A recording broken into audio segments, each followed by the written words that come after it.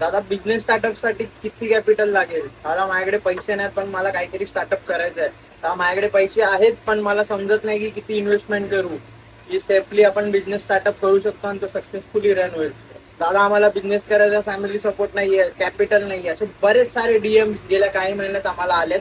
So आपण त्याच related आता बोलणार आहेत की झिरो इन्व्हेस्टमेंट पासून ते लाख इन्व्हेस्टमेंट पर्यंत जर आपल्याला बिझनेस स्टार्टअप करायचा असेल तर गेल्या काही वर्षामध्ये मी काही बिझनेसेस ट्राय केले तर त्याचाच एक्सपिरियन्स मी तुमच्यासोबत शेअर करणार आहे.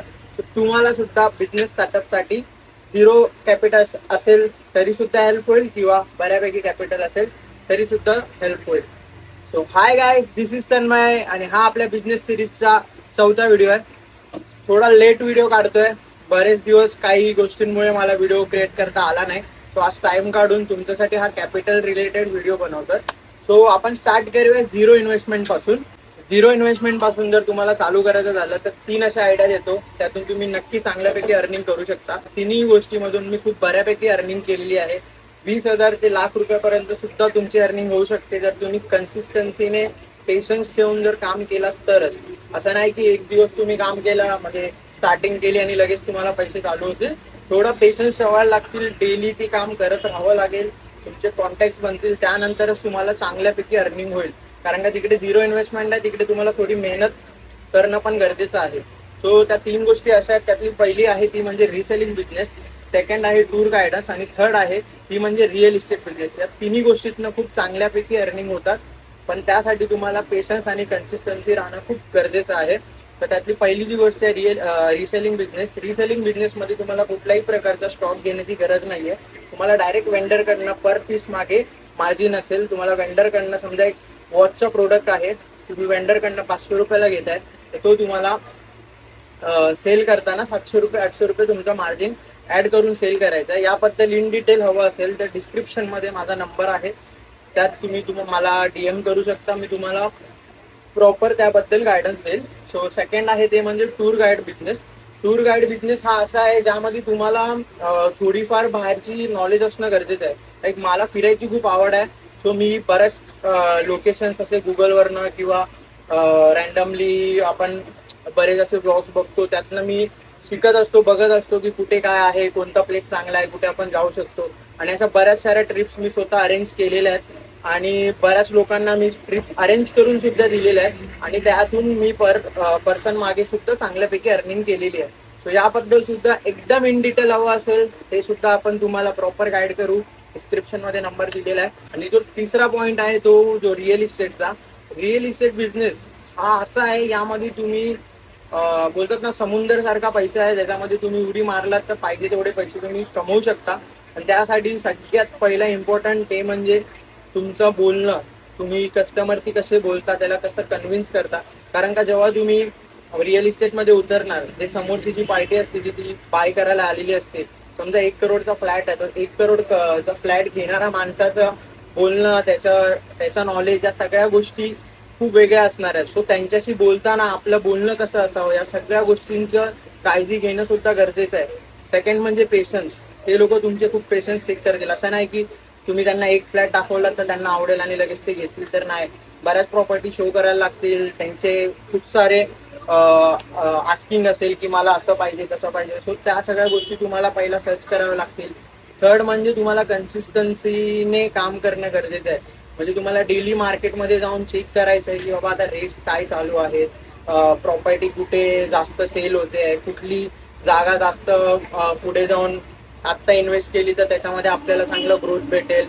अशा बऱ्याच गोष्टी आहेत. त्यानंतरला तुम्हाला समजून घ्यावं लागेल जर रिअल इस्टेट चालू करताय तर ॲग्रीमेंट काय असतं, स्टॅम्प ड्युटी काय असते, त्या सगळ्या गोष्टी थोड्या बेसिक्स आहेत, ते तुम्ही कसे पण शिकू शकता. अदरवाईज जर तुम्हाला रिअल इस्टेटमध्ये चांगल्यापैकी अर्निंग करायची आणि पुढे जाऊन करिअर करायचं तर स्टार्टिंगला कुठेतरी रिअल इस्टेटमध्ये तुम्ही जॉब करून बघा, तिकडे थोडंफार नॉलेज घ्या, त्याच्यानंतरला तुम्ही स्टार्ट करू शकता. या बिझनेसमधनं मी तुम्हाला सांगतो, एक एक्झाम्पल म्हणून 1 करोडचा फ्लॅट आहे, मिनिमम 1% तरी आपल्याला ब्रोकरेज भेटतं जर तुमचा लायसन्स वगैरे नसेल तर. सो तुम्ही विचार करा, 1 करोड वरती कॅल्क्युलेट करा 1% म्हणजे किती तुम्हाला भेटेल. त्याचसोबत रिअल इस्टेटमध्ये तुम्ही ॲज अ रेंटचं काम सुद्धा स्टार्ट करू शकता. रेंटमध्ये सुद्धा तुम्हाला जर तुमच्याकडनं रेंटवरती कोणती पार्टी चढवलं तर तुम्हाला मिनिमम 1 रेंट तरी समोरची पार्टी देते ते तुमच्या आपापसातला बोलण्याबद्दल असतं की कसं तुम्हाला भेटेल. बट मिनिमम एक रेंट तरी आपल्याला भेटेल असं तरी अमाऊंट ते लोक पेड करतात. पण त्यासाठी सुद्धा तुम्हाला बोलतात ना की 100 एक पार्टी असते तिला 10 दुनियाभरचे फ्लॅट दाखवल्यानंतर त्यांना एक आवडणार. त्यामध्ये सुद्धा त्या पार्टीचं ओनरचं हे सगळ्यांचं बॉन्ड नीट होणं पण गरजेचं आहे. आणि या दोघांमध्ये मेन असता तुम्ही, कारण का तुम्ही दोघांना ओळखत असता किंवा दोघं तुमच्या भरोशावरती तो फ्लॅट देत असतात. सो तुम्हाला सगळ्या गोष्टी प्रॉपरली दोघांना समजावणं मॅनेज करणं पण गरजेचं आहे. सो या तिन्ही गोष्टींमध्ये जरी झिरो इन्व्हेस्टमेंट असेल, रिअल इस्टेटमध्ये ऍक्च्युली काय काय जण इन्व्हेस्टमेंट करतात सुद्धा, बट मी झिरो इन्व्हेस्टमेंटमध्येच चालू केलेलं. माझी एक फ्रेंड होती, तिने थोडा सपोर्ट केलेला, थोडा गायडन्स दिलेला, त्यामुळे मी इझिली थोडं करू शकलो ते. बट या तिन्ही गोष्टींमधून झिरो इन्व्हेस्टमेंट करून तुम्ही खूप बऱ्यापैकी अर्निंग करू शकता. फक्त तुम्हाला एक बोलतात ना की कन्सिस्टन्सीने रोज ते काम करणं, समजून घेणं, पेशन्स ठेवणं की लगेच काय डील होणार नाही, लगेच काय प्रोडक्ट सेल होणार नाही, थोडा टाइम लागेल कस्टमर बनणं, त्यांच्यासोबत बॉन्ड होणं, सगळ्या गोष्टीला थोडा टाइम द्यावा लागेल. त्यानंतर तुम्ही जर कन्सिस्टन्सीने नीट काम करत राहिलात तर कन्फर्म तुम्ही महिन्याची स्टार्टिंगला 20 ते 30 हजार किंवा ₹1,00,000 पण जर तुम्ही जास्त फोकस केला तर पद्धतशीर कमवू शकता. मी कमवून झालोय, पण मला त्या लाईन नव्हत्या. माझी खरी लाईन फूड लाईन होती. सो मी पार्ट टाइम ॲज अ मी त्या सगळ्या गोष्टी केल्या आणि त्याच्यातनं अर्निंग केल्या. सो तुम्ही सुद्धा झिरो इन्व्हेस्टमेंट असेल, कॉलेज स्टुडंट्स असाल, घरचा सपोर्ट नाही, घरचे पैसे देत नाही, तर या 3 गोष्टी एकदा ट्राय करायला काहीच हरकत नाही. इन डिटेल हवं असेल डिस्क्रिप्शनमध्ये नंबर आहे, नक्की कॉन्टॅक्ट करा, DM करा, डायरेक्ट कॉल वगैरे करत बसू नका, मेसेज करा व्हॉट्सअपला प्लीज. सो मी जसा टाइम भेटेल तुमच्याशी बोलून तुम्हाला तो जो पण बिझनेस प्लॅन असेल मी नीट गाईड करेल. ठीक आहे. यानंतरला जर समजा तुमच्याकडे थोडीफार इन्व्हेस्टमेंट आहे, लाईक 10,000 आहे, 15,000 आहे, तर मी एक बिझनेस आम्ही केलेला होता लॉकडाऊनमध्ये, मी आणि माझ्या फ्रेंडने. आम्ही 5,000ची इन्व्हेस्टमेंट केलेली क्लोथिंग ब्रँड, म्हणजे जे लेडीज वेअर्स असतात, कुर्ताज असतात, टी शर्ट्स असतात, जे डेली वेअर्स मुली करतात, ज्यांना स्वस्तामध्ये पाहिजे असेल, तर त्यासाठी ना सुरतमध्ये जर तुम्ही जाल तर सुरतमध्ये साडीचा खूप सारे होलसेलर्स आहेत.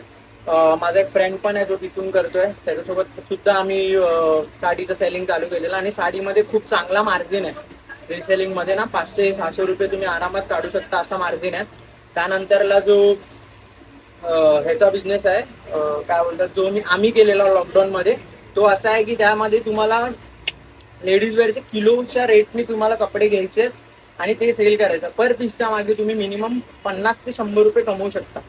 आम्ही कमवलेत. आम्ही एक दिवसच फक्त जाऊन पूर्ण मार्केटमध्ये ते कपडे सिलेक्ट केले होते. त्याच्यानंतरला एक डेट आम्ही फिक्स केलेली. त्या डेटच्या 3 ते 4 दिवस आधी आम्ही व्हॉट्सअपला आणि बरेच असे फ्रेंड सर्कलमध्ये सांगितलेलं की असं असं आम्ही बिझनेस स्टार्ट करतोय, लेडीज वेअर आहेत, तो तुम्ही नक्की या आणि व्हिजिट करा संडेला.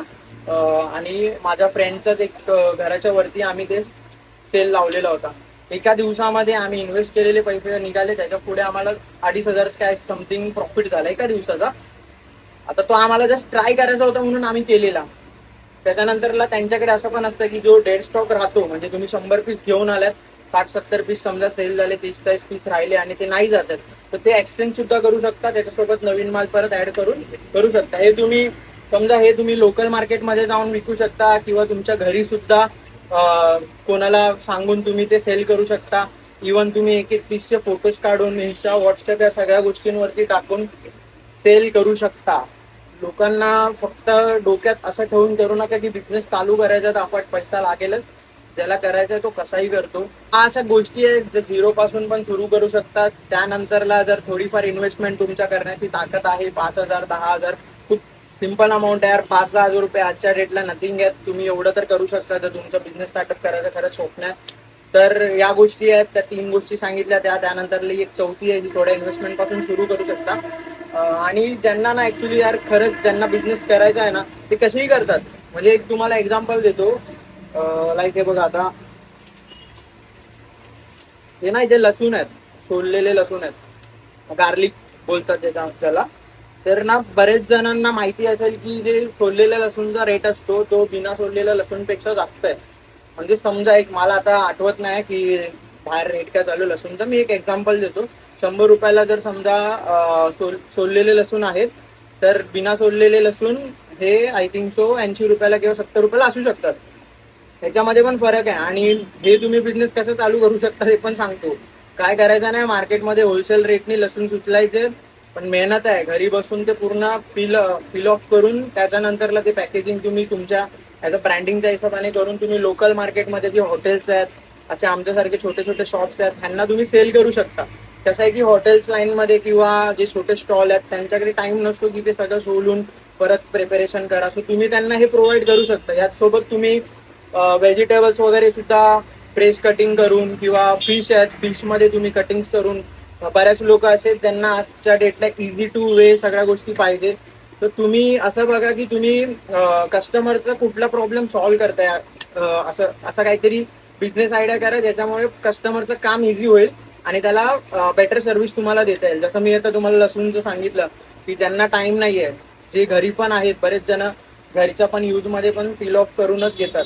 आपल्यासारखे मिडल क्लास आहेत ते घरी सोलतात, पण ज्यांच्याकडे पैसे आहेत ते हे विकत घेतात. बऱ्याच हाय क्लास फॅमिलीमध्ये हे असेच लसूण यूज होतात. सो तुम्ही कारण का त्यांच्याकडे टाइम नाही तेवढा की घरी येऊन ते पील ऑफ करावा. सो तुम्ही त्यांचा तो प्रॉब्लेम सॉल्व्ह करताय म्हणून ते तुमच्याकडनं बाय करतील. सो एक जस्ट डोक्यात आलं, आज इथे समोर होतं असं तुम्हाला सांगितलं. तर त्याच्यानंतरला येतं आपला एक बिझनेस जो आपण चालू केला आहे, टीपी मॅगी पॉईंट. तर असा सेटअप चालू करायला तुम्हाला मिनिमम किती इन्व्हेस्टमेंट लागेल? मिनिमम इन्व्हेस्टमेंट तुमच्याकडे जर 2 ते 3 लाख रुपये असतील तर सेफली तुम्ही चालू करू शकता. तर 2 ते 3 लाख का लागतील याचे रिझन तुम्हाला सांगतो. बरेच जण बोलतील अरे यार तेवढा थोडी पैसा लागतो, मॅगीज तर चालू करायचं आहे, पास्ताच तर चालू करायचं आहे, रँडम युट्यूबला बघून आम्ही हे करू ते करू, छोटा शॉप घेऊ. नाही होत. बिझनेसेस बरेच या सगळ्या रिझनमुळेच फेल झालेत.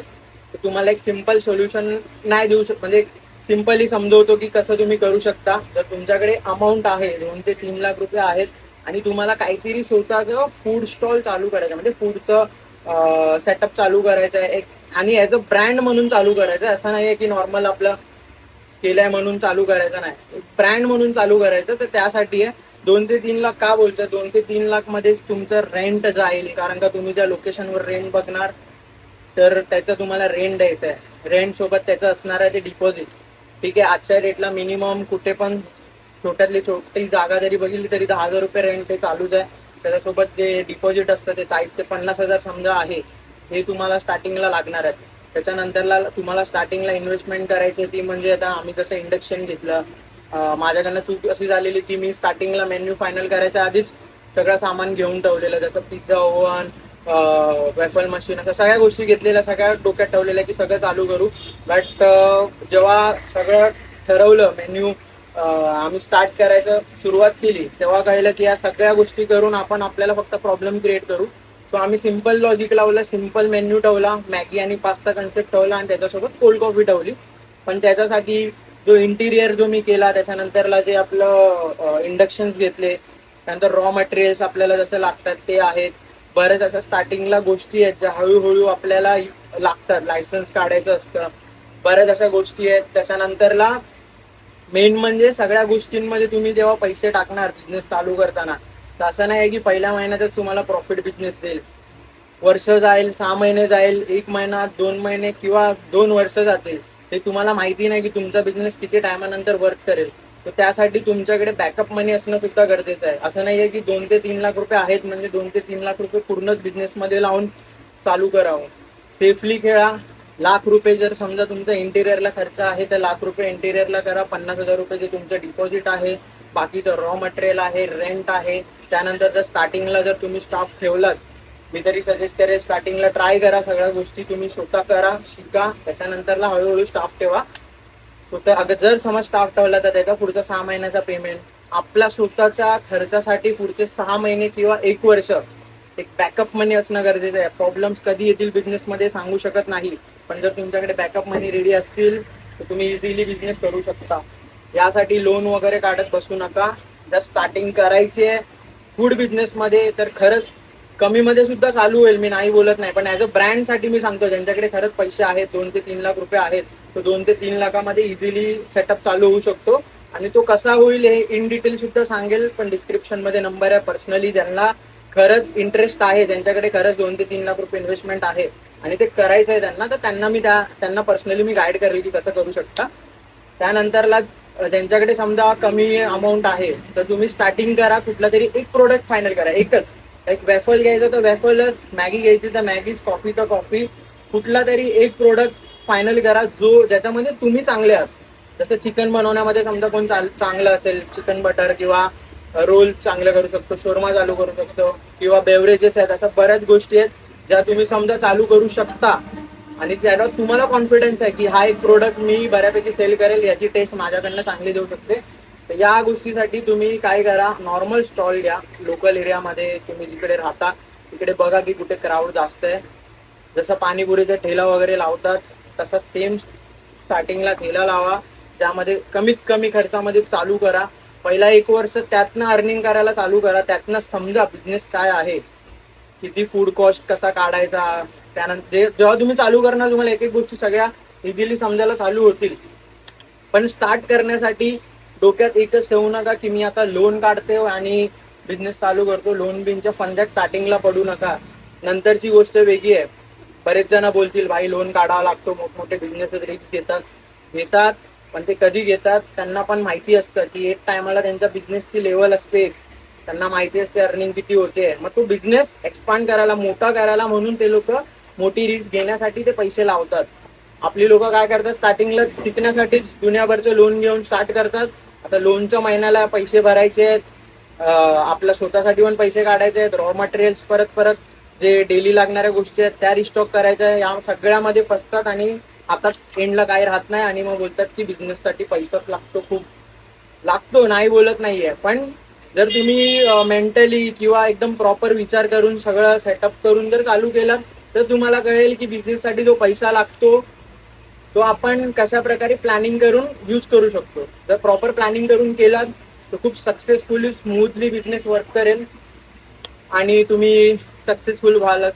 सो एक सांगायचं झालं तर 0 पासून मी तुम्हाला सांगितलं की कसा बिझनेस तुम्ही चालू करू शकता आणि लाख रुपये इन्व्हेस्टमेंट आहे ते कसं तुम्ही त्याच्यामधून सुद्धा प्लॅनिंग करून तुम्ही बिझनेस रन करू शकता. आता या सगळ्यामध्ये जर कोणाला कुठल्याही यातमध्ये इंटरेस्ट आहे, जसं रिसेलिंग करण्यामध्ये, टूर गाईडमध्ये किंवा रिअल इस्टेटमध्ये, किंवा समजा फूड स्टॉलच चालू करायचं आणि त्याकडे 2-3 लाख रुपये इन्व्हेस्टमेंट आहे, तुम्ही पर्सनली मला DM करू शकता. डिस्क्रिप्शनमध्ये नंबर आहे, तिकडे तुमचं नाव टाका आणि ज्या पण बिझनेसबद्दल तुम्हाला थोडी इन डिटेल माहिती हवी असेल त्या बिझनेसचं नाव टाका. Like hi this is me आणि टाका की रिसेल बिझनेसमध्ये इंटरेस्ट आहे तर त्याबद्दल थोडी माहिती द्या.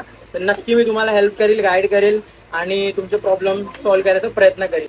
सो हे काही पॉईंट्स होते जे तुम्हाला तुमच्यासोबत मी शेअर केले, ज्यातनं तुम्ही अर्निंग करू शकता. आय होप थोडंफार समजवण्यामध्ये इकडे तिकडे झालं असेल. तरी पण जर तुम्हाला कळलं नसेल तर नक्की मी डिस्क्रिप्शनमध्ये जर नंबर दिलेला आहे तुम्ही त्यातनं कॉन्टॅक्ट करून मी तुम्हाला समजवेलच. बट त्याचसोबत बऱ्याच जणांचे DMs आम्हाला असे पण आले की आमचं फूड स्टॉल आहे किंवा आमचा बिझनेस आहे किंवा आम्हाला चालू करायचं आहे फूड लाईनमध्ये, पण त्यांना कळत नाहीये की कॉस्ट कसा काढायचा. किंवा बरेच जण असे बोलतात की आम्ही सेल तर करतोय पण ते सेम पैसे परत आमच्याच बिझनेसला लागतात, आमच्यासाठी काय राहत नाहीये. मग त्यामध्ये तुमचं सगळ्यात मिस्टेक असणार ती म्हणजे फूड कॉस्ट काढण्यामध्येच असणार. सो नेक्स्ट व्हिडिओ जो असेल तो आम्ही फूड कॉस्ट बद्दलच सांगू, इन डिटेल सांगू की त्याच्यामध्ये तुम्ही कसं रॉ मटेरियल्स वेगळं ठेवू शकता, इलेक्ट्रिसिटीला किती लागेल, एक एक्झाम्पल देऊ आणि एक प्रॉपर लिस्टमध्ये काढून देऊ. सो तुम्हाला पण हेल्प होईल बिझनेस स्टार्ट करताना. जर फूड कॉस्ट कसा काढायचा हे माहिती नसेल तर ते जाणून घ्यायला नक्की आपला नेक्स्ट व्हिडिओ सुद्धा बघा. आणि या व्हिडिओला आवडला असेल तर नक्की लाईक करा, शेअर करा आणि आपल्या YouTube चॅनलला सबस्क्राईब करा. चला बाय बाय.